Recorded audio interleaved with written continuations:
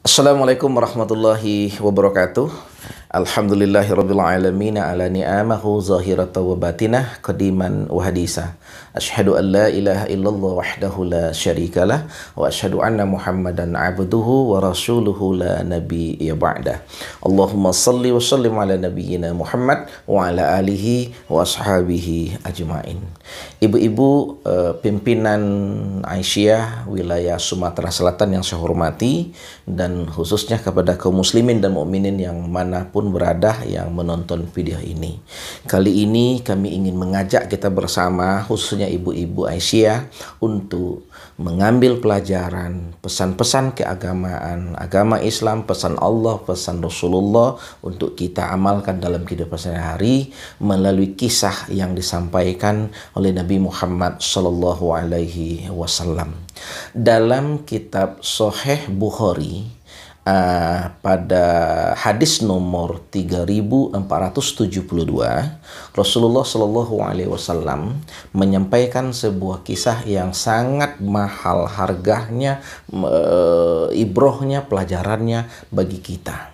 Jadi begini, Rasulullah menyampaikan bahwa dahulu kala ada dua orang yang melakukan transaksi jual beli sebidang tanah. Mereka ini hidup sekampung, kemudian salah seorang ingin menjual tanah, dijual dengan yang satunya. Setelah harga cocok, deal, kemudian mereka sepakat dan terjadilah transaksi jual beli di antara mereka. Beberapa hari kemudian, bapak yang membeli, si pembeli tanah ini pergi ke sebidang tanah tersebut, mengajak beberapa orang lalu untuk menebas, membersihkan semak-semak bulukarnya dan menggali beberapa tanah untuk ditanam pohon. Nah, salah seorang dari antara mereka, cangkulnya itu berbenturan dengan besi, dan ketika mereka melihat, mereka terkejut, rupanya itu adalah guci. Dan ketika mereka angkat, gucinya cukup besar, diangkat dua orang, diangkat, mereka terkejut lagi karena di dalam guci itu ada emas dengan berbagai bentuknya. Ada emas batangan yang sudah jadi anting, yang sudah jadi kalung, yang sudah jadi gelang. Ibu-ibu coba bisa bayangkan kalau seandainya kita zaman sekarang beli tanah, terus dalam tanah itu bertemu dengan emas dalam guci, apa yang jadi perasaan kita? Kita mungkin senang, ngucapin alhamdulillah, menganggap ini adalah durian runtuh, dan otomatis kita akan menganggap itu hak kita. Karena kita sudah beli tanahnya, berarti apa yang ada di situ juga adalah milik kita.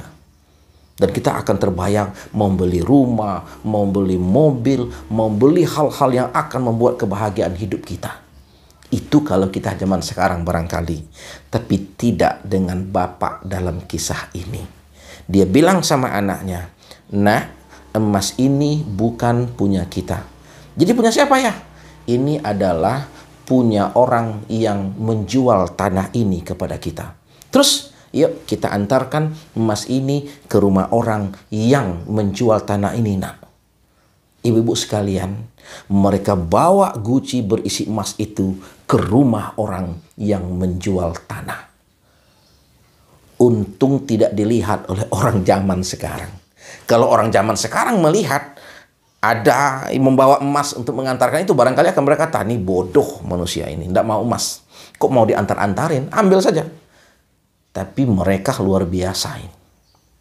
Sampai ke rumah orang yang menjualnya, dia sampaikan, "Kawan, tanah sudah saya beli, sudah saya bayar, tapi dalam tanah itu saya bersama anak menemukan ada guci bersih emas. Ini adalah emas kamu.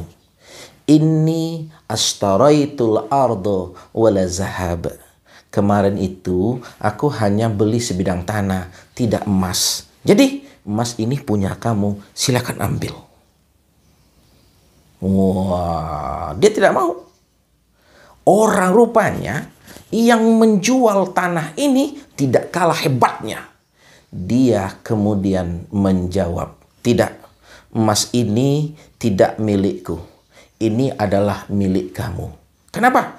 Inna bi'tul arda wa ma fiha. Karena sesungguhnya kemarin aku sudah menjual tanah sekaligus apapun yang ada di dalamnya. Jadi ini emas bukan punya saya lagi, ini adalah punya kamu. Bapak, ibu-ibu yang saya hormati, rupanya si penjual dan pembeli ini adalah orang-orang mulia yang punya tingkat keimanan dan ketakwaan yang sangat tinggi. Mereka tidak mau mengambilnya. Yang satu merasa bukan lagi haknya, yang satu juga merasa ini bukan haknya. Mereka sama-sama takut mengambilnya karena mereka takut mempertanggungjawabkannya nanti di hadapan Allah Subhanahu wa Ta'ala. Walaupun belum tentu haramnya. Ini kan bisa jadi subhat. Dan seandainya mereka bisa bagi dua saja emas ini, selesai masalahnya. Tapi mereka begitu takut kalau seandainya mereka akan termakan harta yang bukan milik mereka. Lalu, ya itu yang terjadi. Si penjual tidak mau, si pembeli juga tidak mau. Sesaat mereka bingung. Tapi kemudian mereka sepakat untuk membawakan emas ini ke rumah orang yang di kampung mereka yang mereka anggap paling bijak untuk menyelesaikan masalah ini. Kalau di kita barangkali adalah tokoh masyarakat, bisa jadi Pak RT, Pak RW, atau juga mungkin adalah Pak Ustadz begitu. Dan sampai di rumah tokoh masyarakat itu, mereka sampaikan kejadiannya. Dan orang ini betul-betul bijak. Nah, ini juga betul-betul bijak. Orang yang bijak ini ya betul-betul bijak. Barangkali kalau untuk zaman sekarang, ya kalau datang ke rumah kita juga bisa bilang, ya sudah, kalau kamu tidak, si pembeli tidak mau, si penjual tidak mau, ya tidak, tinggalkan aja mas ini di sini. Kamu pulang saja, nanti biar saya menyelesaikannya. Tapi tidak, orang ini betul-betul bijak. Maka kemudian dia berkata kepada mereka berdua, jadi yang kamu menjual tidak mau emasnya lagi nih, enggak. Kamu yang membeli tidak mau emas ini juga, tidak. Begini saja, kata orang bijak ini. Halaka waladun, apakah masing-masing kamu masih punya anak yang belum menikah? Salah seorang menjawab, naam, li ulamun. Ya, aku masih punya anak bujang, kata si pembeli tanah. Dan dijawab oleh yang menjual tanah, li jariyah, aku masih punya anak gadis. Nah, orang bijak ini berkata, kalau demikian, coba kamu nikahkan anak bujangmu dengan anak gadis temanmu ini, lalu nanti mereka menikah, berikan emas ini sebagian kepada mereka sebagai awal mereka hidup berumah tangga, bekal mereka membina hidup berumah tangga, dan sebagiannya kamu sedekahkan. Dan kemudian mereka setuju dan mereka menikahkan anak mereka, dan emas ini kemudian menjadi bekal hidup berumah tangga anak mereka.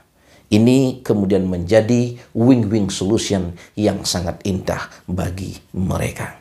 Ibu-ibu yang saya hormati, lalu apa pesan berharga yang bisa kita ambil dari kisah ini? Sebenarnya sangat sederhana dan tidak perlu pemikiran yang begitu tinggi. Kita bisa ngambil pelajaran. Ini adalah bukti orang yang bertakwa kepada Allah Subhanahu wa Ta'ala, yang dia tidak mau memakan harta yang tidak pasti halalnya. Kalau masih ada mengandung hal-hal yang haram, hal-hal yang meragukan, mereka tidak mau. Karena mereka takut mempertanggungjawabkannya nanti di hadapan Allah Subhanahu wa Ta'ala. Ya ayyuhallazina amanu la ta'kulu amwalakum bainakum bil batil. Hai orang yang beriman, janganlah kamu makan harta di antara kamu secara batil. Dan mereka merasakan Allah selalu menjaga, memperhatikan dan melihat mereka, sehingga itu berbekas tindakan mereka. Sesungguhnya saya kira ini sangat luar biasa bagaimana mereka tidak mau emas itu karena mereka sama-sama takut kepada Allah Subhanahu wa Ta'ala. Kisah ini mengajarkan kepada kita bahwa apa yang kita makan, yang masuk ke mulut kita, untuk anak kita, untuk keluarga kita, untuk membelikan pakaian, untuk menyekolahkan anak kita, yuk kita pastikan semuanya itu adalah yang halal. Karena bisa jadi di dunia kita terbebas kalau seandainya ada yang haram. Tapi ingat, di hadapan Allah nanti semua akan kita pertanggungjawabkan. Summa tus'alunna yauma izin 'anil na'im. Kemudian pada hari itu kamu akan mempertanggungjawabkan semua kenikmatan yang kamu peroleh di muka bumi ini. Pesan ini sangat sederhana, mudah-mudahan ada manfaatnya kita bersama. Amin ya rabbal alamin. Nasrun minallahi wa fathun qarib. Wassalamualaikum warahmatullahi wabarakatuh.